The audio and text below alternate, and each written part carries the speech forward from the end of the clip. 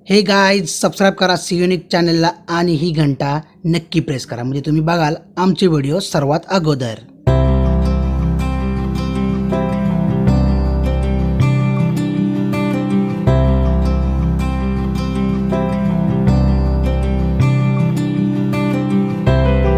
नमस्कार, मी निखिल उपजनच्या एका नवीन कोरेवडीमध्ये तुमचं पुन्हा एकदा स्वागत करतो. तर मित्रांनो, पाठीमागचा नजरा बघून तुम्हाला विषयाचा कळला असेल आणि खालीचा मी जे टायटल दिले व्हिडिओचं त्याच्यावर मग तुम्हाला कळलं असेल. येस मित्रांनो, आज आपण आलो आहोत ते पोल्ट्री फार्मला व्हिजिट द्यायला आणि म्हणजेच कुक्कुटपालन म्हणजे कोंबडीचं पालन. आणि पाठीमागे बघताय तुम्ही बॉयलर कोंबड्या येतं, अंडी देणार नाही तर याचा वापर खरंच चिकनसाठी केला जातो. तर याचा आपण याला भेट देणार आहोत. खरं गावी आपण बऱ्याच ठिकाणी भेटतो, परंतु हे जे लघुउद्योग आहेत ते लोकांपर्यंत जास्तीत लोकांपर्यंत पोहोचले पाहिजेत की याची सुरुवात कशी केली जाते, त्यासाठी काय काय मटेरियल वापरलं जातं किंवा काय काय गोष्टी केल्या जातात, कशी काळजी घेतली पाहिजे, या सर्व गोष्टी आपण या व्हिडिओमधून जाणार आहोत. तर हा माझा छोटासा प्रयत्न आहे की पाठीमागे पण तुम्ही बघितलं असेल की मत्स्य उत्पन्नाचं आपण एक व्हिजिट दिलं होतं. त्यानंतर जी इस्रायल पद्धतीने आंबेबाग केली होती त्याला भेट दिली होती आणि आता हा पोल्ट्री फार्म. तर याच्यामागे एकच रिझन आहे की हे जे उद्योग आहेत ते जास्तीत लोकांपर्यंत पोहोचले पाहिजेत आणि शेतीबरोबर आपण पूरक व्यवसाय काय करू शकतो हे लोकांना कळलं पाहिजे. एवढा छोटासा काय म्हणतात त्याला, याच्या मागचा हेतू आहे माझा. तर मित्रांनो, आपल्यासोबत आमचे अण्णा असणार आहेत जे पोल्ट्रीचे मालक आहेत. या सर्व त्या गोष्टी ते सांभाळतात, तर ते आपल्या सर्वांना आता मार्गदर्शन करतील. चला मित्रांनो, तर व्हिडिओला सुरुवात करण्याच्या अगोदर एक सांगू इच्छितो, तुम्ही व्हिडिओला खूप खूप चांगला प्रतिसाद दिला आहे. मात्र लाईक करा तुम्ही विसरताय आणि मी पाठीमागच्या व्हिडिओमध्ये पण तुम्हाला सांगितलं होतं. परंतु व्हिडिओला लाईक करा, म्हणजे लाईक केल्यानंतर काय होतं, व्हिडिओ जास्तीत लोकांपर्यंत पोहोचतो आणि तेवढंच आपल्याला सपोर्ट भेटतो. तर लाईक मग नक्की करा, सबस्क्राईब करा आणि आपल्या इंस्टाग्रामला सुद्धा फॉलो करा. इंस्टाग्रामचा मी आय डी तुम्हाला इथे देतो, C_U_Nick असा आय डी येतो, तिथे सुद्धा नक्की फॉलो करा. चला मित्रांनो, ज्या विषयासाठी आपण इथं आलो आहे त्या विषयाला सुरुवात करू.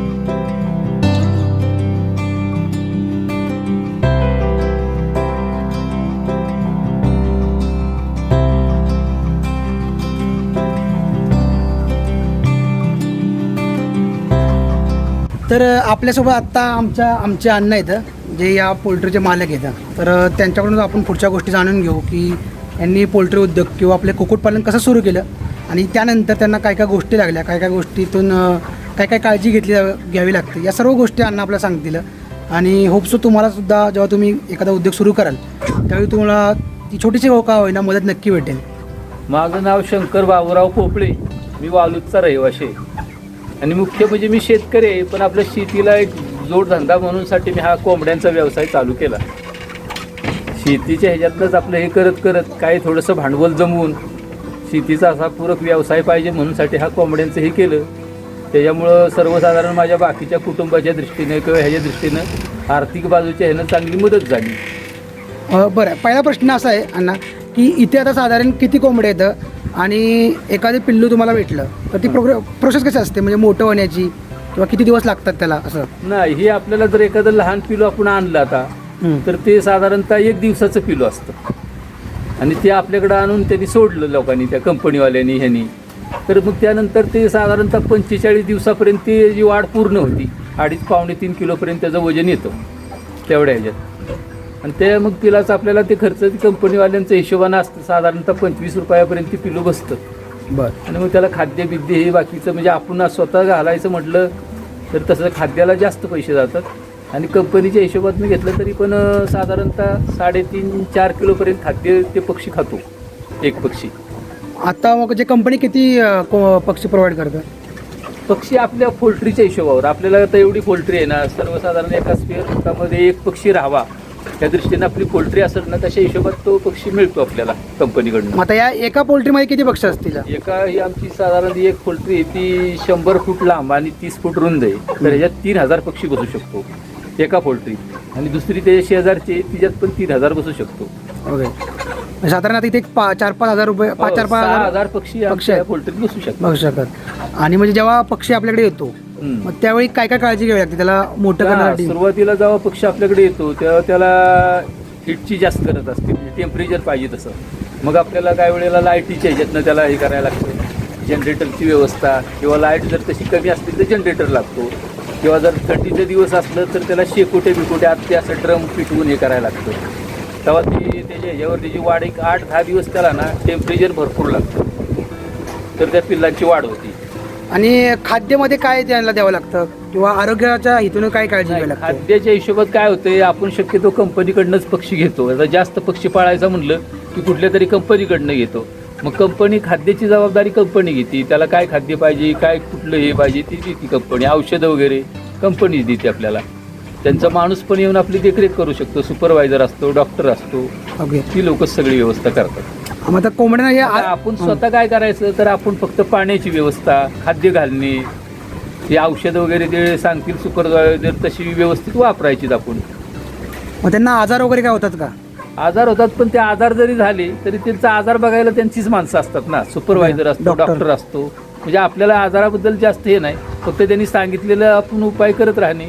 ही औषधं घाला, ती औषधं घाला, किंवा असं काही जी सांगतात त्यांच्याकडून काय असेल त्याच्याकडून ती त्यांना बी माहिती. कंपनीचं ते अशी हे नसं लग्न आहे ना कंपनी, त्यामुळे कंपनी सगळ्या जबाबदारी घेते व्यवस्थित. मग ते असं तुम्ही गव्हर्नमेंटच्या कोट्यातून केले की कसं काय तुम्ही तुमच्या स्वतःच्या ह्याच्यातून? नाही, आम्ही मुळात पोल्ट्री बांधत असताना आम्ही स्वतःच्या प्लॅनिंगनं आपलं पैसे जमवाजमव करून पोल्ट्रीच्या इमारती बांधल्या. आणि त्याच्यानंतर आपली कंपनीवर कॉन्टॅक्ट केलं, करार करून घेतला. आणि त्या हिशोबानं कंपनी आम्हाला मग टाकती पिला आपल्याला. जसं म्हणजे गरजेनुसार जेव्हा आता आपलं शेड मोकळं झालंय, साधारण 45 दिवसात शेड मोकळं होतं. मोकळं झाल्यानंतर परत आपण व्यवस्था करायची. त्याचं परत धुणे बिणे त्याला ते चुना बिना द्यायला लागतो, बाकीचं काही इतर आहे, तूस बी आणणे. आणि हे सगळं हे केलं की त्यांना दाखवलं की ते फोटो बिटो काढून नेते, ते करते, तर मग परत पिलं टाकतात आपल्याकडं. बरं, आता समजा खाद्य कंपनीने प्रोव्हाइड नाही केलं तर आपण काय टाकू शकतो त्यांना? नाही, कंपनीनं नाही केलं तर मग आपण काय टाकू शकणार? तसं कारण काय होतं, ह्यांना इतर खाद्य चालू शकत नाही. ज्वारी किंवा गहू या तसं चालत नाही चालत. त्याला त्यांच्या हिशोबातूनच खाद्य पाहिजे, किंवा मग ते खाद्य विकत आणायला लागणार आपल्याला जर वैयक्तिक करायला लागलो तर. पण वैयक्तिक करत असताना त्या पोल्ट्रीवाल्याला किंवा त्या शेतकऱ्याला ते परवडत नाही. कारण जर समजा त्याचा एवढा मोठा 4-5 हजार पक्षाचा जर लॉट असला तर त्याला साधारणतः 7 ते 8 लाख रुपये खर्च येतो खाद्याचा. तर त्या माणसाला ते परवडत नाही. त्यामुळे कसं होतं, कंपनीशी करार कॉन्टॅक्ट असलं तर मग आपल्याला ती सोपं जातं. मग आपल्याला जास्त टेन्शन राहत नाही कसल्याच बाजूचं. अजून एक प्रश्न असा आहे की आता समजा एक पोल्ट्री उभी करायची आहे 100 फूटची अशी, तर त्याला साधारण किती खर्च येतो? म्हणजे ते कोंबड्या आणि पोल्ट्री असे दोन्ही साधारणतः कोंबड्यांचा खर्च आहे ना, ते कोंबड्यांचा खर्च आपण मागणं बघू. पण काय होते, आपल्याला पोल्ट्रीची इमारत एवढी 100 फुटाची आणि 30 फूट रुंदीची जर करायची झाली तर साधारणतः याला 7 ते 8 लाख रुपये खर्च येऊ शकतो. ओके. आणि त्याच्यानंतर मग आपण आपली इमारत तयार झाली, बाकीच्या हिशोबानं आपण एखाद्या कंपनीवाल्याकडे कॉन्टॅक्ट केलं तर तो आपल्याला पिल्लं टाकू शकतो. म्हणजे साधारण हा पोल्ट्री उद्योग सुरू करायचा असेल तर 8-1 लाख रुपये. हो, म्हणजे जर आपलं 3-1 हजाराची समजा 3000 स्क्वेअर फुटाची जर जागा आपल्याला ॲडजस्ट करायची झाली तर साधारणतः 7 ते 8 लाख रुपये खर्च येतो. आणि मग त्याला त्यातच म्हणजे भांडी वगैरे येतात त्याचे सगळे 7-8 लाख रुपयात तो बरोबर ॲडजस्ट करू शकतो एक शेड.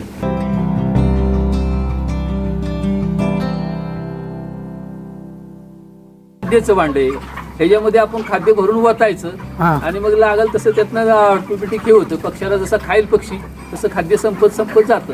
म्हणजे खाद्य तुम्ही दररोज भरता की कसं? नाही, दररोज भरावं लागतं. सकाळी दररोज? हो, दररोज सकाळी एवढं भांडं भरलेलं असलं ना, आता मोठा पक्षी आहे ना तर सकाळ भांडं ही मोकळं होणार.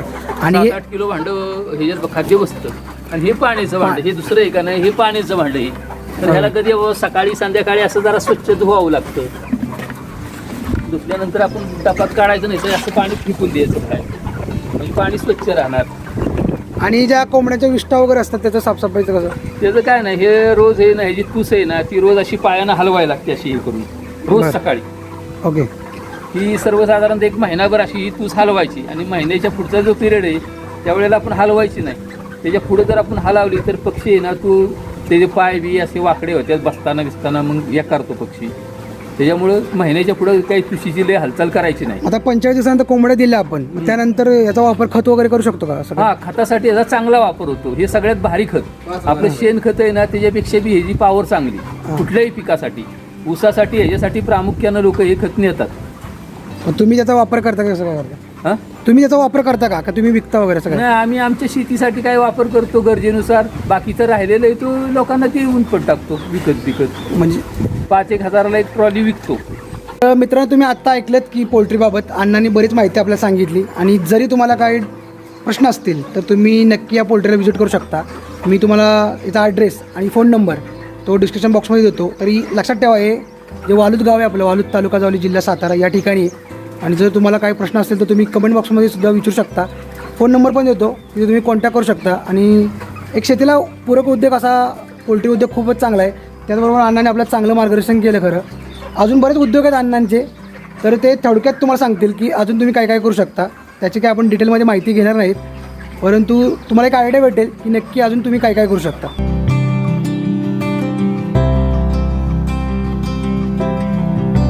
आता तो आपण बघितलं पोल्ट्रीचा व्यवसाय पूर्णपणे, आणि त्याबरोबर अण्णांचा हा गुलछडीचा व्यवसायसुद्धा आहे. आता फुलाचं प्रमाण थोडंसं कमी आहे, परंतु आता बोलता बोलता अण्णांनी आम्हाला सांगितलं की जवळपास तर तुम्ही ती पट्टी बघितली तिथपर्यंत महिन्याभरात तुम्हाला 45 ते 50 हजाराचं उत्पन्न याच्यावर आरामात भेटू शकतं. एवढ्या मोठ्या प्रमाणात हे गुलछडीचा व्यवसाय म्हणजे अण्णा शेती, पोल्ट्री आणि गुलछडी या सर्व गोष्टी करतात. तुम्हाला सिटीमध्येच गेलं पाहिजे पैसे कमवण्यासाठी किंवा इन्कम आपली वाढवण्यासाठी असं नाही आहे. तुम्ही गावी राहूनसुद्धा या सर्व गोष्टी करू शकता. म्हणूनच हा खरा व्हिडिओ तुमच्यासाठी आणायचा होता आणि हा छोटासा प्रयत्न होता आमचा. थोडक्यात आपण या गुलछडीच्या बागेबद्दल थोडंसं अण्णांकडून जाणून घेऊ आणि मग इथे या व्हिडिओचा शेवट करू. थोडक्यात फक्त गुलछडीच्या बागेबद्दल थोडंसं सांगा. ही गुलछडीची बाग माझी सर्वसाधारणतः 30 गुंठ्यात आहे. आणि ह्याला काय झालेलं आहे, जास्तीत जास्त मी आपलं शेणखत आणि कोंबडी खत वगैरे ह्याचा वापर केला आहे. तर ह्याच्यात आहे उत्पन्न मला तसं बऱ्यापैकी होतं आहे. साधारणतः एक महिन्याला 30,000 तरी निघतात. आता ह्या लॉकडाऊनच्या त्याच्यामुळं काय झालेलं आहे, त्याच्या बाकीच्या दराचं किंवा उत्पादनाच्या बाबतीत हे सगळ्याच जरा घोळ नेणं आणणं अवघड आहे. नाही तर ह्याच्या उत्पन्न गुलछडीचं पण मला तसं बऱ्यापैकी घावतं आहे बुवा. आणि हा आपला पूरक उद्योग म्हणून मी आपलं हे पोल्ट्रीच्या आणि ह्याच्यात आपलं चालू केलं आहे. ही फुलाची बाग माझी आहे बऱ्यापैकी आणि ह्याच्यात सुद्धा चांगला फायदा आहे. शेतीबरोबर तुम्ही बऱ्याच गोष्टी करू शकता. हो, चालते. धन्यवाद अण्णा, तुम्ही खूप सारी चांगली इन्फॉर्मेशन माहिती दिली आम्हाला.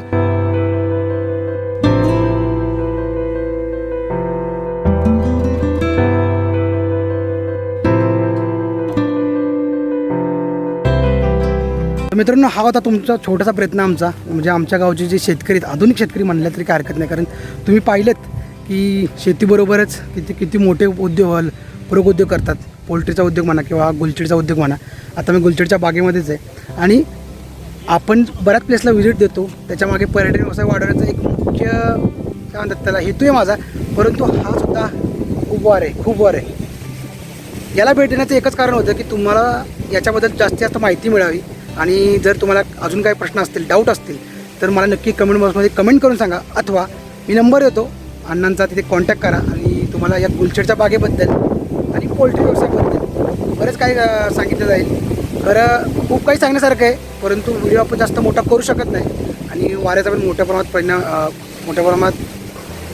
वार आहे, त्यामुळे हा व्हिडिओ जास्त न वाढवता मी थोडक्यात हा व्हिडिओचा शेवट करतो.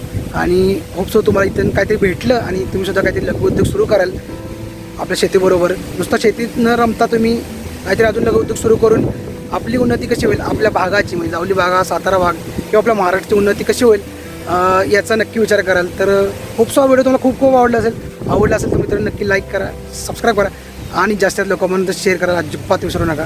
भेटू नका नवीन व्हिडिओमध्ये. तोपर्यंत गुड बाय.